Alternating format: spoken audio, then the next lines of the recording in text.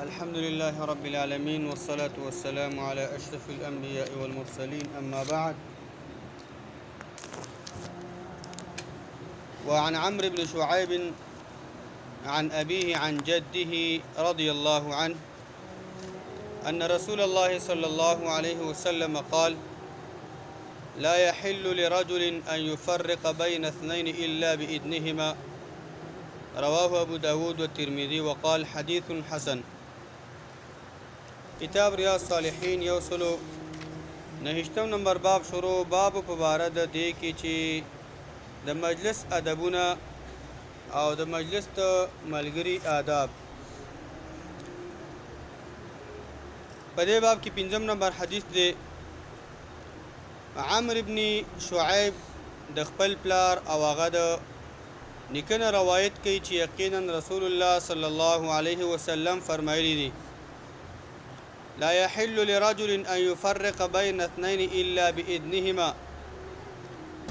د یو سړي دپاره دا جایز نه دي چې هغه د دوو ملګرو په منځ کې جداوالی راولي مګر د هغې دواړو په اجازه باندې.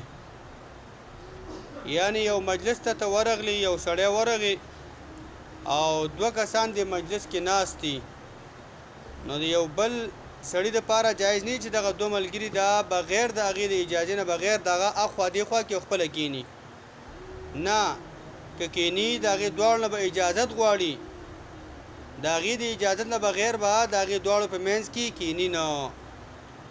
یو روایت کې دا هم راځي، ابو داود روایت کې: لا یجلس بین رجلین الا باذنهما. د الله پیغمبر فرمایي د دوو سړو په منځ کې به کېناستل نشي کېدلی مګر د هغې دواړو په اجازه باندې. ګوره حتما خبره دا ده چې مقصد پکې دا دی چې سړی ورشي او ته یو اخوا کې بل دې خوا کې خامخا تا د بړه کې به یو نفرت پیدا شي، ته وګوره بې عقله دی، عقل پکې نشته دی، راغی او قلار همداسې کېناسته. زموږ دین همیشه دا غواړي چې د مؤمنانو مسلمانانو په منځ کې اتفاق، اتحاد، مینه، محبت وي، او داسې اعمال او داسې اقوال، داسې آداب موږ د ښودلي چې په هغې باندې محبت دا زیاتېږي، چې محبت دا ور باندې ختمیږي. هغې آدابونه موږ او تاسو منع کړي. دا بل روایت حذیفة بن یمان رضی الله عنه روایت دی: ان رسول الله صلی الله علیه وسلم لعن من جلس وسط الحلقه. روایت د ابو داود دی باسناد حسن سند باندې راغلی دی. حذیفة بن یمان وی: یقینا رسول الله صلی الله علیه وسلم په هغې کس باندې لعنت کړی دی چې هغه د یو حلقې چې خلک ناست وي، دایرې جوړه کړي، یو مجلس برابر کړی او یو سړی ورځي او د هغې په منځ کې کینی. دا دم یعنی سړی دغه شان د آدابو د مجلس دا خلاف دی چې خلک ناست دي، یو سړی بهر نه راشي او هغه د په منځ کې کیني او د ټول مجلس هغه واک دی والي او د ټول هغه مجلس هغه خوند او مزه څه کې خرابه کي. نو حذیفة بن یمان وایي چې د الله پیغمبر په هغې کس باندې لعنت کړی دی چې هغه راځي او د مجلس په منځ کې کینی. داسې کار دې څوک نه کوي. نبي اسلام فرمایي یعنی. او په روایت ترمذي کې راځي، ابو مجلس وایي: ان رجلا قعد وسط حلقه. یو سړی راغی او د مجلس په منځ کې د حلقې په منځ کې کېناستو. فقال حذیفه ورته ویل: ملعون على لسان محمد صلى الله عليه وسلم او لعن الله على لسان محمد صلى الله عليه وسلم من جلس وسط الحلقه. روایت ترمذی دی، حدیث حسن صحیح دی. حذیفه ورته ویله: د پیغمبر صلی الله علیه وسلم په جبه باندې لعنت کړی شوی دی، یا الله تعالی د پیغمبر محمد صلی الله علیه وسلم په جبه باندې لعنت ویل دی. په چا باندې؟ هغه سړي باندې چې هغه د مجلس هغه د دایرې په منځ کې کینی. داسې کار مه کوه ورور. ورته ویله داسې کس باندې د الله پیغمبر د هغه دغه شی د هغې په جواب باندې لعنت کړی شوی دی، یا الله تعالی د پیغمبر په جواب باندې هغه سړی لعنت کړی دی چې هغه د حلقې او د مجلس په منځ کې هغه کینی او راشي. دا هم د آدابو خلاف عمل دی، داسې د مجلس په منځ کې ناستل داندې پکار. بل روایت اووم نمبر، ابو سعید الخدري وی: قال سمعت رسول الله صلى الله عليه وسلم يقول.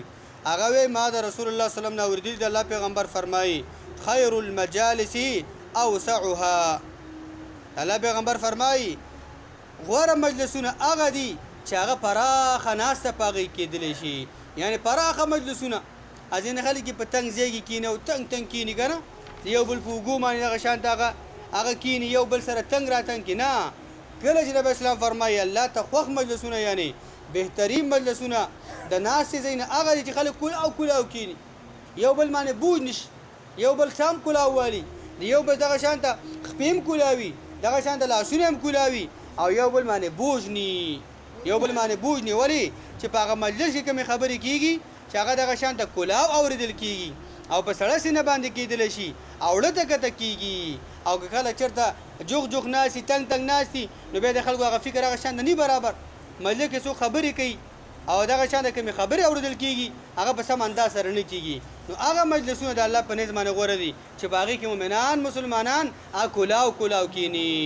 یعنې په دې حدیثونو کې یو څو خبرې ذکر شو یو دا چې یو مسلمان له دا په کار نه دي چې هغه ورشي او دوه مسلمانان هغه سره ناست او جدا کې په منځ کې کښېني دویم دا چې یو مجلس ته ورغلی یو کس مجلس ته ورشي او د حلقې او د دایرې مخکې دایره جوړه شوي خلک ناست وي آداب بلکې آداب د مجلس دا چې هغه اخر سر کې کښېني اخر سر کې کښېني نه دا چې دا دایرې په منځ کې کښېني دې باندې سړی نه بې نزاکته ښکاري دا انسان له نتیجه شوی پیغمبر صلی الله علیه وسلم په جواب باندې بل ادب دا ذکر شو مجلس چې کله موږ جوړو مؤمنان مسلمانان دا باید کلاو کلاو د مسلمانان تنګ تنګ دا باید کینی ځکه الله ته غوړه د مؤمنان هغه مجلس غوړه دی چې خلک کلاو کلاو کینی آزاد آزاد کینی الله دې په خبرو متاثر عمل کول توفیق